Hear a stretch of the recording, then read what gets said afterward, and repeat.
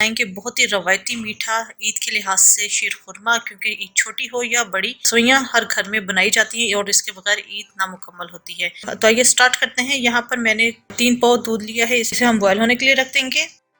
जी, दूध बॉयल हो चुका है। दूध को बॉयल जब आ जाए उसके बाद भी आपने 5-6 मिनट आपने इसे हल्की हीट पे कुक करना है। दूसरे चूल्हे के ऊपर मैंने फ्राई पैन रखा है, इसके अंदर हम सवैयां को फ्राई करेंगे। 1 टेबल स्पून ऑयल हम डालेंगे और इसके अंदर हम क्रश की हुई सवैयां डाल देंगे। सवैयां मैंने तकरीबन क्वार्टर कप ली थी। ये वीडियो में कुछ ज्यादा ही लग रही है, ऐसा लग रहा है जैसे बहुत ज्यादा ले ली है मैंने। खैर, इसको हम बहुत अच्छे तरीके से फ्राई करेंगे। दूध टिल कुक हो रहा है। सवैयों को हमने बहुत अच्छे तरीके से फ्राई करना है, क्योंकि शीर खुरमा बेसिकली पतला होता है, गाढ़ा शीर खुरमा नहीं होता, इसलिए मैंने सवैयों की क्वांटिटी कम ली है। जी, दूध भी बॉयल हो चुका है। तकरीबन हल्की हीट पे मैंने 5-6 मिनट इसे पकाया है। इसके अंदर अब हम डाल देंगे पिंच इलायची पाउडर और 2-3 मैंने छुहारे लिए थे, इनको मैंने स्लाइस कर लिया है, वो डाल देंगे। बादाम 2 से 3 टेबल स्पून डाल देंगे। इसके अलावा आप किशमिश डाल सकते हैं, आप कोकोनट डाल सकते हैं। सवैयां हमारी इधर फ्राई हो चुकी हैं।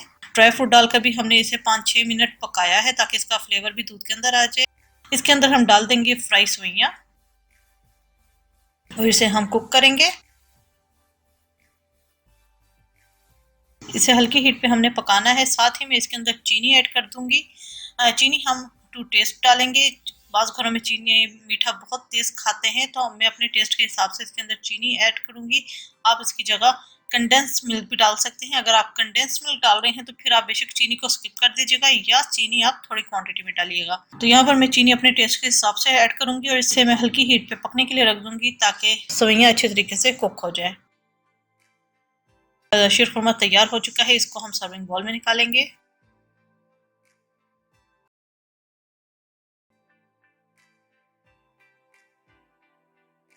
तो आइए स्टार्ट करते हैं। यहाँ मेरे पास 1 किलो दूध है, इसको हम बॉयल होने के लिए रख देंगे। पहले अगर आप मेरे चैनल पर नए हैं तो मेरे चैनल को सब्सक्राइब कीजिए, साथ बेल आइकन प्रेस कीजिए ताकि आने वाली हर वीडियो का नोटिफिकेशन आपको मिलता रहे। इसके अलावा मुझे इंस्टाग्राम पे भी फॉलो कर सकते हैं। दूध बॉयल होने के लिए मैंने रख दिया है। अब यहाँ एक बाउल के अंदर हमने लेना है कस्टर्ड। वनीला फ्लेवर में बना रही हूँ। 2 से 3 टेबल स्पून हम कस्टर्ड लेंगे। इसके अलावा इसके अंदर जो मेन इंग्रेडिएंट जाता है वो है आइसक्रीम पाउडर। वो भी मैं वनीला फ्लेवर ही का ले रही हूँ। ये भी तकरीबन 2 से 3 टेबल स्पून आइसक्रीम पाउडर के हम डालेंगे। इसके अंदर हम थोड़ा सा पानी डालेंगे और इसको हम मिक्स कर लेंगे ताकि कोई लम्स ना बने। थोड़े से दूध में मिक्स कर सकते हैं और आपने पेस्ट बहुत गाढ़ा नहीं बनाना, जरा पतला ही बनाना है। ये कस्टर्ड अच्छी तरीके से मिक्स हो चुका है, इसको हम एक साइड पे रख देंगे। दूध में बॉयल आ चुका है। इसके अंदर हम डाल देंगे 1/4 टीस्पून इलायची पाउडर और साथ ही हम डाल देंगे इसके अंदर शुगर। चीनी आप अपने टेस्ट के हिसाब से कम ज्यादा कर सकते हैं। मैं इसके अंदर 8 से 9 टेबल स्पून शुगर ऐड करूंगी, क्योंकि जो हमने क्रीम यूज करनी है उसके अंदर ऑलरेडी शुगर मौजूद है। साथ ही मैं इसके अंदर डाल दूंगी चंद ड्रॉप्स वनीला एसेंस के। वैसे हम पकने के लिए रख देंगे कि चीनी अच्छे तरीके से मेल्ट हो जाए। 3-4 मिनट पकाने के बाद चीनी अच्छी तरीके से मेल्ट हो चुकी है। इसके अंदर हम डाल देंगे कस्टर्ड और आइसक्रीम का जो मिक्सचर हमने बनाया था वो डाल देंगे। चूल्हा यहाँ पर मैं स्लो कर दूंगी और आहिस्ता आहिस्ता करके हम इसे डालेंगे और विस्क से हमने चलाते रहना है ताकि इसके अंदर लम्स ना बने। कस्टर्ड तैयार होगा, ये बहुत ज्यादा पतला नहीं होगा, ये थोड़ा सा थिक होगा। और कस्टर्ड डालने के बाद आपने 1-2 मिनट इसे कुक करना है। ये कस्टर्ड हमारा थिक हो चुका है, ये देखिए इसकी थिकनेस देख सकते हैं। यहाँ पर मैं इसका चूल्हा बंद कर दूंगी और इसे हम रूम टेम्परेचर पे पहले हम ठंडा होने के लिए रख देंगे। कस्टर्ड रूम टेम्परेचर पे मैंने इसे ठंडा होने के लिए रख दिया था। इसके अंदर की तमाम स्टीम निकल चुकी है। नेक्स्ट स्टेप करेंगे, उसके लिए हमें ठंडा कस्टर्ड चाहिए। 4 से 5 घंटे के लिए हम इसे फ्रिज में रख देंगे।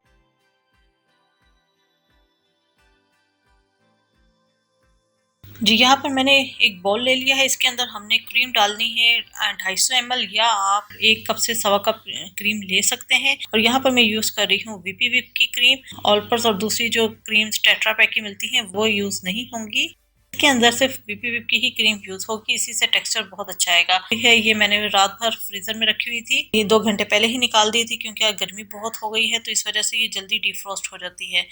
खूब ठंडा इस क्रीम का होना जरूरी है। इसको हम बीट करेंगे, इतना बीट करेंगे कि इसका वॉल्यूम डबल हो जाए। जी ये देखें क्रीम हमारी विप हो चुकी है, देखें कितना ज़बरदस्त इसका वॉल्यूम आया है। इसके अंदर अब हम डाल देंगे कस्टर्ड। कस्टर्ड मेरा बहुत ज़्यादा ठंडा हो चुका है और इस तकरीबन 4 से 5 घंटे मैंने इसे फ्रिज में रखा था बॉक्स में डालकर। तो हम ये कस्टर्ड इसके अंदर ऐड कर देंगे। ठंडा होने के बाद मजीद और कस्टर्ड थिक हो गया था, लेकिन इसका कोई इशू नहीं क्योंकि ये कस्टर्ड डाल के हमने इसे बीट ही करना है। तमाम कस्टर्ड हम इसके अंदर ऐड कर देंगे। इसे बहुत अच्छे तरीके से हमने बीट करना है, तकरीबन 4 से 5 मिनट हमने इसे बीट करना है। कस्टर्ड और क्रीम बहुत अच्छे तरीके से बीट हो चुकी है। विपी विप की क्रीम की क्रीम मैंने इस वजह से यूज की है क्योंकि इसे अगर हम ज्यादा बीट भी कर लें तो ये खराब नहीं होती है। टेट्रा पैक की जो दूसरी क्रीम्स होती हैं उन्हें हम एक लिमिट तक ही बीट कर सकते हैं, इसलिए मैं वो ऐड नहीं कर रही। ये बहुत अच्छी तरीके से बीट हो चुकी है। यहाँ पर मैंने फ्रूट कॉकटेल का डब्बा लिया है, ये तकरीबन 400 ग्राम्स का एक टिन है। जितना मिक्सचर मैं बना रही हूँ उसके अंदर ये पूरा एक टिन चला जाता है। एक आम मैंने ले लिया था, चॉप कर लिया है। 4-5 केले हैं, आप इसके अंदर सेब डाल सकते हैं, अंगूर डाल सकते हैं, आड़ू डाल सकते हैं। लेकिन जो आड़ू हैं उनके आप छिलका उतार के उसे स्लाइस कर लीजिएगा और कोशिश कीजिएगा कि आड़ू मीठे हों। फ्रूट कॉकटेल का टिन इसके अंदर लाजमी जाता है। जो ओरिजिनल रेसिपी है वो मैं आपके साथ शेयर कर रही हूँ। इन सबको हम बहुत अच्छे तरीके से मिक्स करेंगे। बहुत ज़बरदस्त ये मीठा बना था। इस कस्टर्ड को आप जितना ठंडा करके खाएंगे उसका फ्लेवर उतना ही मज़ेदार बनेगा। यहाँ एक प्याली के अंदर मैंने कुछ बादाम रखे हुए हैं और बादाम की क्वांटिटी ज़्यादा भी कर सकते हैं। अंदर थोड़ा ऐड करूंगी और साथ ही ऊपर कुछ गार्निश के लिए रख दूंगी। ये टिन के अंदर ही से चेरीज निकली थी तो मैंने इन्हें ऊपर डेकोरेशन के लिए दिया है। इसको अच्छे तरीके से मिक्स करेंगे। आइसक्रीम फ्लेवर फ्रूट कस्टर्ड तैयार हो चुका है। आइसक्रीम फ्लेवर फ्रूट कस्टर्ड हमारा तैयार हो चुका है।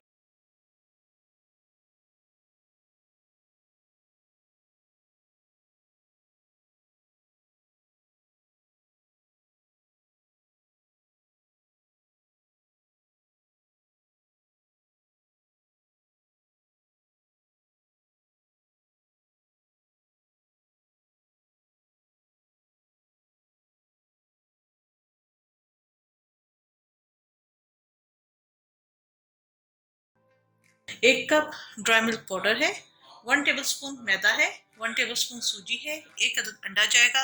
अंडे का साइज बड़ा है, आप देख कर डाल दीजिएगा क्योंकि एकदम आप सारा अंडा डाल देंगे तो हो सकता है वो लंपी सा हो जाए, सही डो फॉर्म ना बने। ठीक है, छोटा है तो वो पूरा एक अंडा चला जाएगा। 1/4 टीस्पून इलायची पाउडर है, 1 टेबलस्पून भर के घी है और 1 टीस्पून बेकिंग पाउडर है। शीरा बनाना है, शीरे के लिए 1.5 कप चीनी है, केवड़ा एसेंस के चंद ड्रॉप्स जाएंगे, 1/4 टीस्पून छोटी इलायची का पाउडर है, 2-3 साबुत हरी इलायची भी डाल सकते हैं, लेकिन मेरे पास पाउडर फॉर्म थी इसलिए मैं पाउडर फॉर्म में डाल रही हूँ। और इसके अलावा यहाँ पर मेरे पास पानी है 3 कप। जितनी चीनी है उससे डबल पानी की क्वांटिटी होगी। तो ये स्टार्ट करते हैं।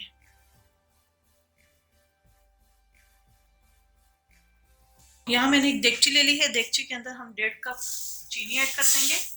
जिस कप से आपने चीनी मेजर की है उसी से आप पानी भी ऐड कीजिएगा। मैंने मेजरिंग कप लिया है 1 कप, तो मैं इसी से 3 कप पानी ऐड करूंगी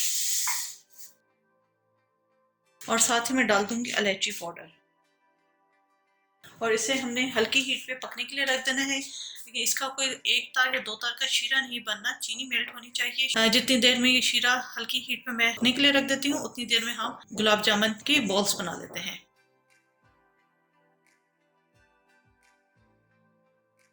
यहाँ बोल के अंदर हम डाल देंगे ड्राई मिल्क पाउडर, मैदा, सूजी, इलायची पाउडर, बेकिंग पाउडर के अलावा 1 टेबलस्पून घी।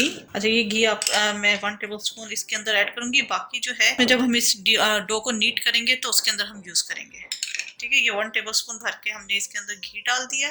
अंडे को पहले एक बॉल के अंदर हम तोड़ लेंगे, मिक्स करेंगे और इसको भी हम डाल देंगे। क्योंकि जो अंडा मैंने यूज कर रही हूँ वो बहुत बड़ा नहीं है, मीडियम साइज का एग है, वो हम डाल देंगे। अच्छे तरीके से गूंद लेना है। अच्छा इसमें कोई पानी वगैरह नहीं जाएगा क्योंकि अंडा हमने ऐड किया है, घी ऐड किया है, इसके लिए इतना ही लिक्विड काफ़ी रहेगा। तो इसे हम अच्छे तरीके से मिक्स कर लेते हैं। जी ये हाथ से मैंने अच्छी तरीके से मिक्स कर लिया है। इसको अब मैंने मजीद और नीट करना है क्योंकि इसके अंदर हमने सूजी डाली हुई है। तो यहाँ पर हमने इसे हाथ से अच्छी तरीके से नीट करना है कि सूजी का दाना जो है ना वो फाइन हो जाए। यहाँ पर मैं एग बीटर यूज कर रही हूँ और उसके अंदर ये वाली रॉड में इस्तेमाल कर रही हूँ क्योंकि ये रॉड डो वगैरह के लिए होती है। तो इसको मैं अच्छे तरीके से 1-2 मिनट के लिए बीट करूंगी ताकि फाइन लुक इसकी आ जाए। आप ये तमाम प्रोसीजर हाथ से भी कर सकते हैं, लेकिन हाथ से एक तो टाइम बहुत लगेगा और मेहनत भी लगेगी, तो इसलिए मैंने ये आधा प्रोसीजर जो है मशीन से किया है। आप फुल प्रोसीजर भी मशीन से कर सकते हैं। जी ये हो चुका है और आप किसी भी स्क्रैपर्स को से या स्पैचुला से या चम्मच से आप इसकी साइड्स क्लीन कर दें।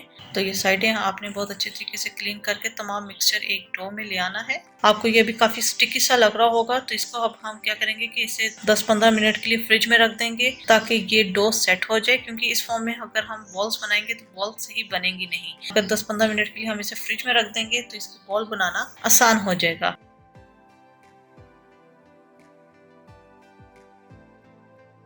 जी ये 10 से 15 मिनट मैंने इसे फ्रिज में रख दिया है। ये डो सेट हो चुकी है, ये आप देख सकते हैं। अच्छा यहाँ पर मैंने नीचे मैट बिछा लिया है, ग्रीस करूंगी और ये जो गुलाब जामुन की हमने डो बनाई है इसको मैं हल्के से हाथ से अभी हल्का सा मिक्स करूंगी, क्योंकि हमने अभी उस जो किया था बीटर से उसी तरह हमने रख दिया था क्योंकि काफ़ी स्टिकी हो चुका था। तो इसे मैं हाथ से हल्का सा मिक्स करूंगी ताकि नीट हो जाए, क्योंकि गुलाब जामुन की डो जो गुलाब जामुन होते हैं उनकी मेन चीज़ जो है वो डो है। अगर आपकी डो सही बनी होगी, नीट होगी, क्रैकी नहीं होगी, तो फिर आपके गुलाब जामुन कभी भी नहीं टूटेंगे, बल्कि वो बहुत स्पंजी से रहेंगे। तो इसे मैं हाथ की सिर्फ हथेली से हमने इस तरह मिक्स करना है ताकि जब हम इसके बॉल्स बनाएं तो उनके ऊपर कोई क्रैक्स वगैरह ना आए। ठीक है, ये मैंने हाथ से अच्छी तरीके से नीट कर लिया है। इसका सरफेस ऊपर से डो का कितना नीट आया है। ठीक है, अब इसकी हमने बॉल्स बनानी है। बॉल्स डिपेंड करता है आपकी गुलाब जामुन छोटे बनाने हैं तो आप छोटी बॉल्स बनाएंगे, बड़े बनाने हैं बड़े बनाएंगे, गोल बनाने हैं तो गोल बना शेप दे दीजिएगा, और अगर आपने ओवल शेप के बनाने हैं तो आप उसे फिर ओवल शेप दे दीजिएगा। ठीक है, यहाँ पर मैं इसके बॉल्स बनाऊंगी। हाथों को पहले हमने हल्का सा ग्रीस जरूर करना है और इसे हल्के हाथों से हमने रोल करना है। बहुत ज़्यादा प्रेस नहीं करना डो को, बस हल्के हाथों से हमने राउंड में इसे रोल करना है। और इस चीज़ का आपने ध्यान रखना है कि डो के ऊपर कोई क्रैक्स वगैरह ना आए। अगर क्रैक आ गए तो फिर आपके जब इन्हें फ्राई करेंगे तो फिर आपके गुलाब जामुन टूट जाएंगे। और हल्के हाथों से हमने इसकी बॉल्स बनानी है। अच्छा, एक तरीका तो ये है, अगर आप चाहते हैं कि एक जैसी ही बॉल्स बने, क्योंकि घर में हम जब बनाते हैं कभी कोई बॉल छोटी हो जाती है, कोई बड़ी हो जाती है, जो यहाँ पे मैं तरीका इस्तेमाल करूंगी। बाकी गुलाब जामुन मैंने उसी तरीके से बनाए थे।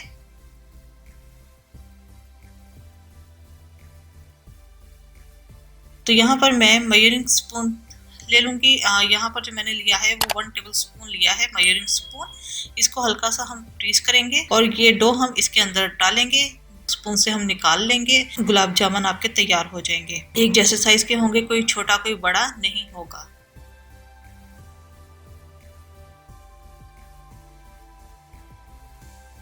तो बाद में भी मैंने तमाम गुलाब जामुन की बॉल्स बना ली थी। छोटे छोटे हैक्स होते हैं, इससे काफी जिंदगी आसान हो जाती है।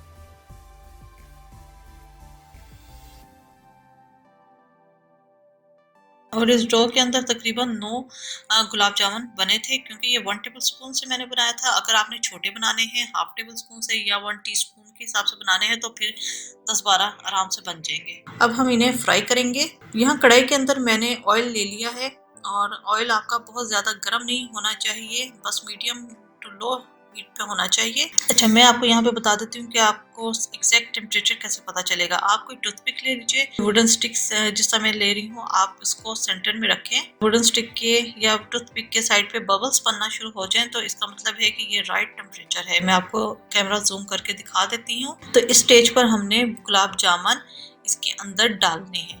तो ये एग्जैक्ट टेम्परेचर है गुलाब जामुन के फ्राई करने के लिए, क्योंकि बहुत ज़्यादा गर्म ऑयल में हम करेंगे तो एकदम कलर ऊपर आ जाएगा, अंदर से ये सख्त बन जाएंगी, गुठली रह जाएगी इसके अंदर, क्योंकि मैदा वगैरह हमने डाला है। तो ये हल्की हीट पे फ्राई होंगे। शेप इनकी ख़राब हो जाए तो आप इन्हें दोबारा हल्का सा हाथों को में रोल करके आप इन्हें फ्राई कर लें।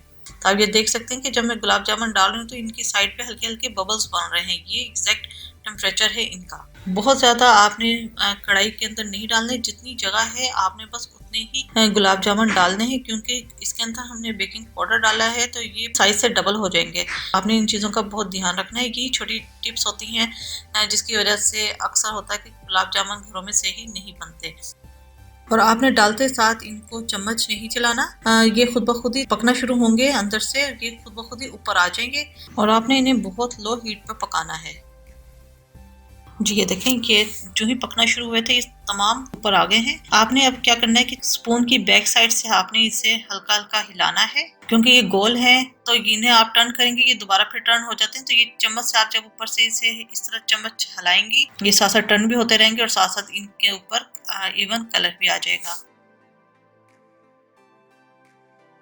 जी कढ़ाई के अंदर गुलाब जामुन फ्राई हो रहे हैं और यहाँ पर शीरा भी हमारा तैयार हो चुका है। हमने शीरे को कोई 1 तार या 2 तार का शीरा नहीं बनाना। चीनी मेल्ट होनी चाहिए, उसके बाद आपने 6 मिनट इसे पकाना है जब चीनी मेल्ट हो जाएगी। तमाम गुलाब जामुन के ऊपर कितना अच्छा कलर आ गया है। मैं सिर्फ चम्मच से इसी तरह इसे ऊपर से हिला रही थी। गुलाब जामुन हमारे फ्राई हो चुके हैं। इनको अब मैं निकालूंगी और डायरेक्ट इसे हम शीरे के अंदर डाल देंगे। इसको ऑयल आप अच्छी तरीके से निकाल लीजिएगा। शीरा क्योंकि मेरा ठंडा हो चुका था, इसे मैंने चूल्हा जलाकर हल्का सा गर्म कर लिया है। इसे बॉयल हमने नहीं करना। तमाम गुलाब जामुन हमने इसके अंदर डाल देने हैं। अभी ये फ्राई जब हुए थे, आप फ्राई करते हुए भी आपको महसूस हो जाएगा कि आपके गुलाब जामुन कितने सॉफ्ट बने हैं। और डालने के बाद आपने इसे 7-8 मिनट पकने के लिए रख देना है ताकि शीरा गुलाब जामुन के अंदर चला जाए। और जी ये 7-8 मिनट मैंने इसे पकाया है और आप देख सकते हैं कि कितने बड़े हो गए हैं। और आपने कोई कपड़ा लेकर आपने इसे देगची को हिलाना है, चम्मच ज्यादा आपने नहीं चलाना।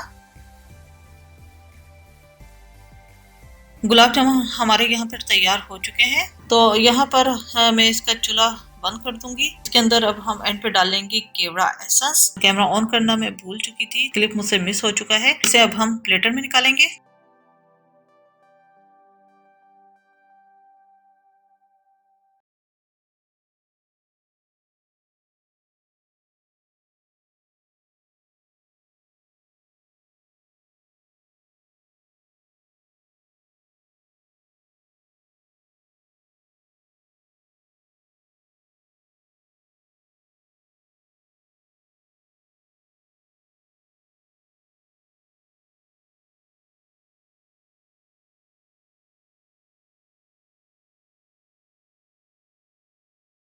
स्टार्ट करते हैं।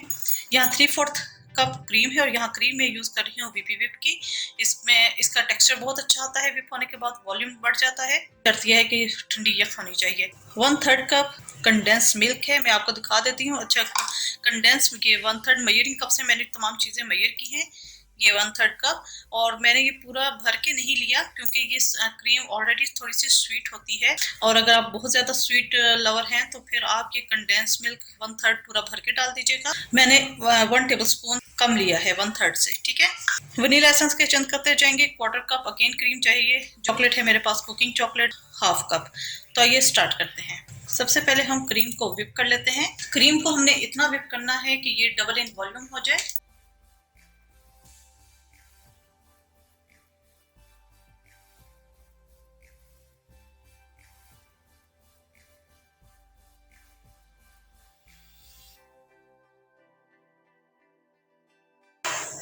ये देखें ये अच्छी तरीके से बीट हो चुकी है। इसके अंदर अब हम डालेंगे वनीला एसेंस 1/4 टीस्पून और कंडेंस मिल्क। अच्छा ये कंडेंस मिल्क मेरा होममेड है, आप बेशक बाजार से भी खरीद सकते हैं। अगर आपने वो रेसिपी नहीं देखी मैं उसका लिंक आई कार्ड में डाल दूंगी, आप वहां से चेक कर लीजिएगा। इसको भी हम बहुत अच्छे तरीके से बीट करेंगे ताकि कंडेंस मिल्क और क्रीम कंबाइन हो जाए।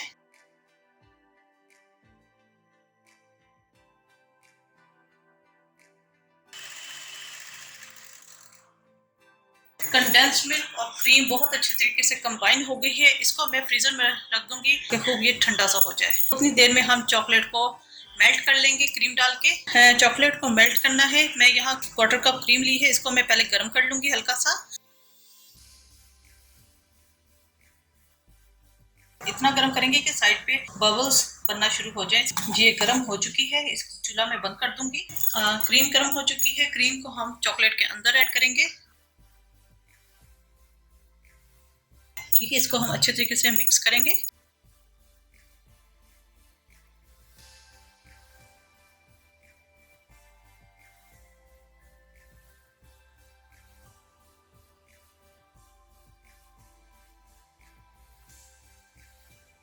ये चॉकलेट अच्छे तरीके से मेल्ट हो चुकी है।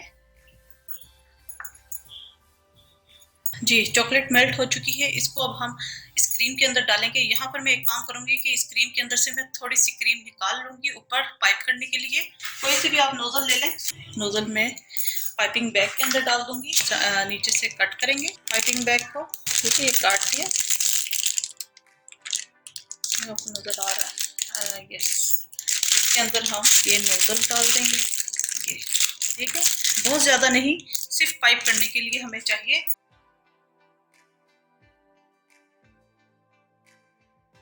इस क्रीम को मैं अभी फ्रीजर के अंदर रखूंगी, जब हम सर्विंग करेंगे क्रीम को पाइप करेंगे। ये चॉकलेट भी निकाल लूंगी, डिस्पोजेबल ग्लासेस में सर्व कर रही हूँ। आप इसे एक बॉल में भी बना सकते हैं। ठीक है, तो उसके लिए मुझे साइड पे थोड़ा सा गार्निश चाहिए। गार्निशिंग के लिए मैं थोड़ी सी ये चॉकलेट के अंदर से लूंगी।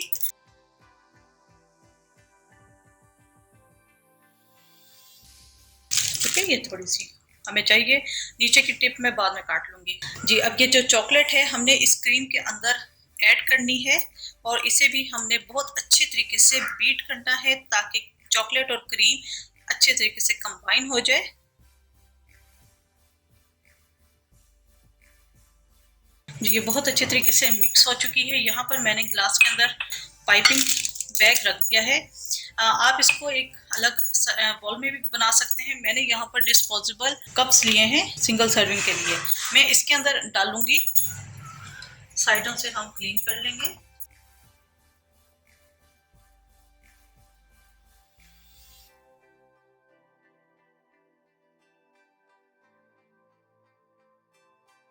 इसके अंदर मैंने कोई पाइपिंग बैग में कोई नोजल नहीं लगाई।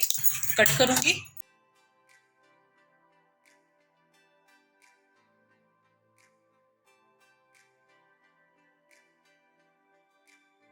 हल्का सा टैप करेंगे ताकि ये लेवल में आ जाए। इस पाइपिंग बैग की आगे से मैंने कटिंग कर ली है थोड़ी सी, और इसको मैं के अंदर डालूंगी। ये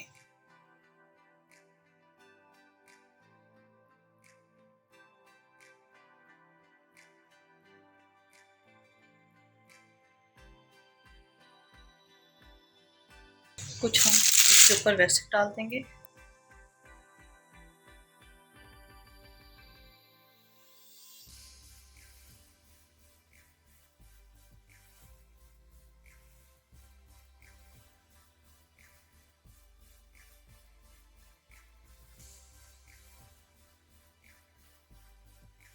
क्रीम मैंने पाइपिंग बैग में डाली थी और जिसके आगे नोजल हमने रखी थी, इससे हम हल्का सा डिजाइन बनाएंगे।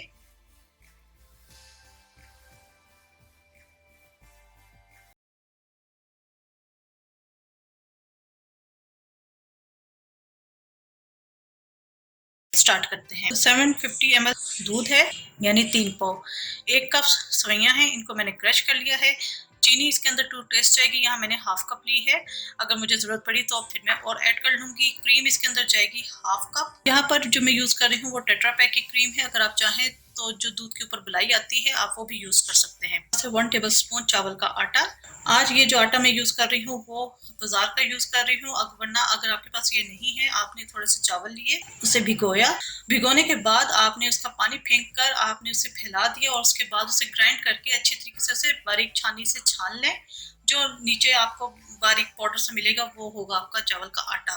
और ये देखेंगे इस फॉर्म में मिलता है। 2 छोटी इलायची है, 2 टेबलस्पून नारियल का पाउडर है जिसे नारियल का बुरादा भी कहते हैं, 7-8 बादाम है, इनको हम चॉप करेंगे।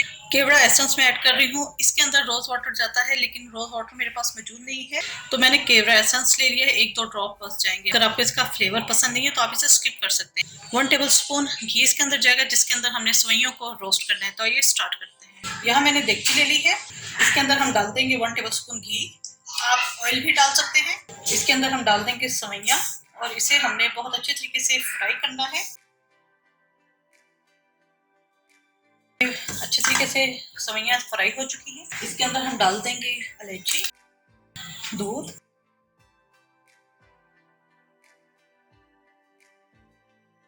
क्वार्टर कप के जितना हम दूध सेव कर लेंगे, जिसके अंदर हम चावल का आटा मिक्स करेंगे। क्रीम, आप इसके अंदर दूध की मलाई भी यूज कर सकते हैं। इसको अब हम पकने के लिए रख देंगे 10 से 15 मिनट के लिए हल्की हीट पे। चावल के आटे के अंदर हम थोड़ा सा दूध डाल के इसका पेस्ट बना लेंगे।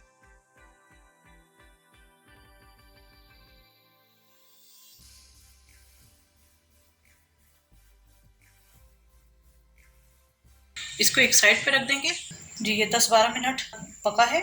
इसके अंदर हम डाल देंगे चावल के आटे का जो पेस्ट हमने तैयार किया था वो।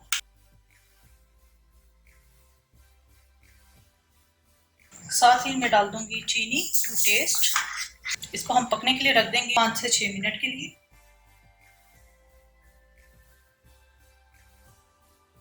इसके अंदर मैं डाल दूंगी नारियल का पाउडर। इसे मिक्स करेंगे। चंद कतरे हम केवड़ा एसेंस के ऐड करेंगे। ये ऑप्शनल है, अगर आपको पसंद नहीं है तो आप इसे स्किप कर सकते हैं, लेकिन एसेंस हमेशा एंड पे डालिएगा। यहाँ पर हम इसका चूल्हा बंद कर देंगे, इसे मिक्स करेंगे और इसे हम सर्विंग बाउल में निकालेंगे।